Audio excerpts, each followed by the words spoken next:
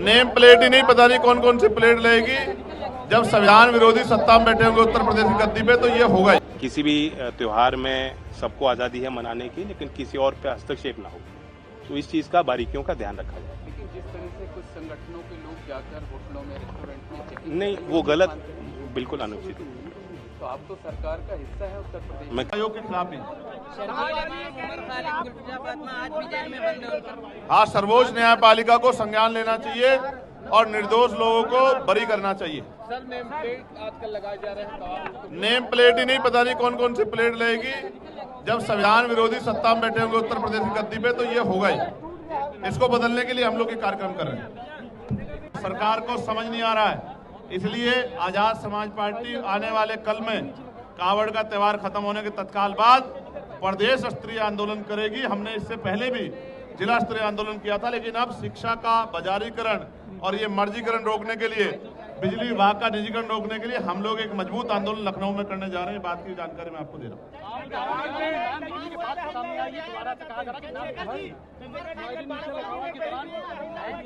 ये सरकार ने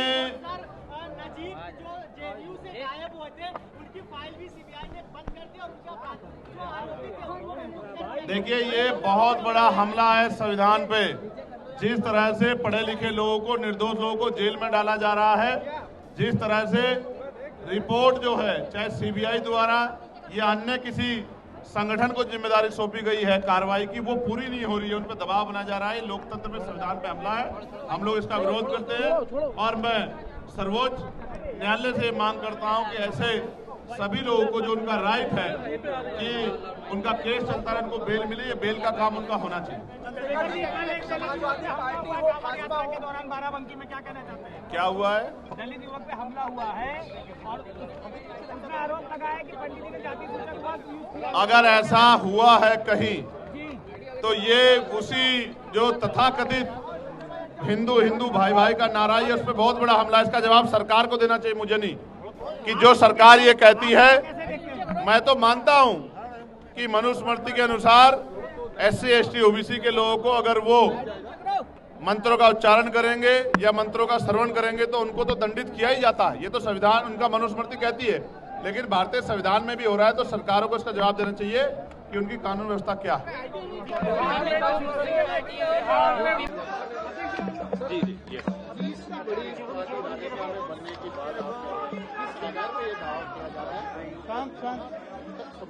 देखिए, राजनीतिक संभावनाएं लोकदल की हमेशा राजस्थान में मजबूत रही हैं और पहले, दूसरे, तीसरे, चौथे की बात नहीं है। बात यह है कि हमारा राजनीतिक संगठन राजस्थान में हो, हमारे लोग वहाँ सशक्त हों, कार्यकर्ताओं की सुनवाई हो, स्थानीय चुनाव में जो उम्मीदवार मेहनत कर रहे हैं, लड़ना चाह रहे हैं, उन्हें पार्टी सपोर्ट करे। सर, आपके यूपी में अगर देखा जाए तो राजभर साहब, अनुप्रिया पटेल, ये सब अलग अलग एनडीए के होने के बाद भी अलग अलग चुनाव लड़ रहे हैं पंचायत का। क्या एनडीए कमजोर नहीं होगी सर आपके ऐसे करने से? नहीं, देखिए, वहाँ पार्टी सिंबल पे स्थानीय चुनाव नहीं होते, जबकि राजस्थान में दूसरी व्यवस्था है। तो यूपी की पॉलिटिक्स फर्क है, राजस्थान की परिस्थिति अलग है। कांवड़ यात्रा चल रही है यूपी में, नेम प्लेट को लेकर लगातार अखिलेश यादव भी आरोप लगा रहे हैं। देखिए, कोई भी असुरक्षित नहीं महसूस होना चाहिए, किसी के साथ कोई बदतमीजी नहीं होनी चाहिए। उसके लिए लॉ एंड ऑर्डर की व्यवस्था कायम है, सब बराबर हैं। किसी भी त्योहार में सबको आज़ादी है मनाने की, लेकिन किसी और पे हस्तक्षेप ना हो, तो इस चीज़ का बारीकियों का ध्यान रखा जाए। लेकिन जिस तरह से कुछ संगठनों के लोग जाकर होटलों में, रेस्टोरेंट में चेकिंग, नहीं, वो गलत, बिल्कुल अनुचित। तो आप तो सरकार का हिस्सा है उत्तर प्रदेश। मैं कह रहा हूँ ना आपके माध्यम। सर, वेस्टर्न यूपी पूरा काफी दबदबा आपकी पार्टी का, क्या आपका प्लान है? क्या यूपी चुनाव अलग लड़ेंगे? क्योंकि आपके अभी हमने नहीं, ऐसा कोई हमने बिहार में देखा था, आपके एनडीए के एक साथी वो कह रहे हैं अलग लड़ेंगे, केंद्रीय मंत्री। वो उनकी अलग परिस्थिति है, जो हम एनडीए के साथ हैं और जो दायरा, जो जिम्मेदारी मुझे दी है केंद्रीय मंत्रिमंडल में, साथ साथ उत्तर प्रदेश में भी कैबिनेट मंत्री हमारे हैं, तो एक साझी जिम्मेदारी है और साथ ही चुनाव लड़े जाएंगे। बात कहते हैं मजबूत है, आपको लग रहा है? क्योंकि बिखराव नजर कहीं न कहीं सर, देखो, बिखराव कुछ स्टूडियो में हो रहा है। अभी आप रिजल्ट आ जाने दो, बिहार में पता लग जाएगा क्या नतीजा है। पार्टी लड़ेगी चुनाव? बिहार में हम नहीं लड़ रहे। चुनाव नजदीक आ रहे हैं महाराष्ट्र में और वो भाषाओं को लेकर विवाद चल रहा है, क्या कहेंगे? भाषाएं लोगों को जोड़ने का माध्यम है, अपनी बात कहने का माध्यम है। और आज के दौर में सिर्फ एक या दो भाषा समझने जानने से बात नहीं बन रही। हमारे पहले लोग बहुत तरह की भाषाएं जानते थे, समझते थे। हमारी जो स्थानीय भाषाएं हैं उनको हम शिक्षा का माध्यम इसलिए बनाना चाहते हैं कि ये पाया गया है और उसके पीछे वैज्ञानिक तथ्य हैं कि कम उम्र में बच्चे जल्दी भाषा सीखते हैं और जो एक से ज्यादा भाषा बोलते हैं, समझते हैं, उनके कॉग्निटिव जो बिहेवियर है उस पर अच्छा पॉजिटिव रिस्पॉन्स आता है। लर्निंग आउटकम यानी वो क्या चीज सीख रहे हैं, ग्रहण कर रहे हैं, उस पर एक बड़ा सार्थक प्रभाव पड़ता है। इसलिए हमने स्थानीय भाषाओं को बल दिए।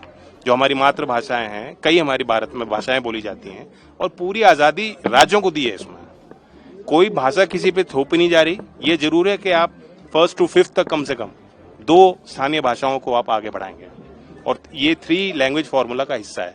इसमें कोई कनेक्टिंग भाषा नहीं है। ये नहीं कहा गया कि आप सबको इंग्लिश सिखाइए, ये नहीं कहा गया कि आप सबको हिंदी सिखाइए। तो जब बुनियाद में ये बात कही गई तो उसमें राज्य सरकार को ही फैसला लेना है। तो तीसरे ऑप्शन के लिए तैयार है राजस्थान? आपने कहा ऑलरेडी तो राजस्थान के लोग तय करेंगे। पुराना हमारा दल है, लोग जानते हैं। चौधरी चरण सिंह जी की बहुत श्रद्धा करते हैं, बहुत लोग प्यार करते हैं। जब भी मैं आता हूँ बहुत उत्साहवर्धन होता है। मेरी भी कोशिश है, मैं नागौर आया था तो मैंने कहा था कि नागौर की कोई फाइल आएगी तो मुझसे मना नहीं किया जाएगा। तो मेरा भी दिल नर्म होता है, राजस्थान का कोई चीज आती है मेरे सामने तो स्वाभाविक है मेरी भी कोशिश है कि राजस्थान में तेजी से काम हो, विकास हो। यहाँ अध्यक्ष और विधायक के बीच में कुछ दूरियां चल रही है हमारे दल में ऐसा तो नहीं। हमारे विधायक ने अपने सर से पगड़ी उतारी और अध्यक्ष को पहना दी।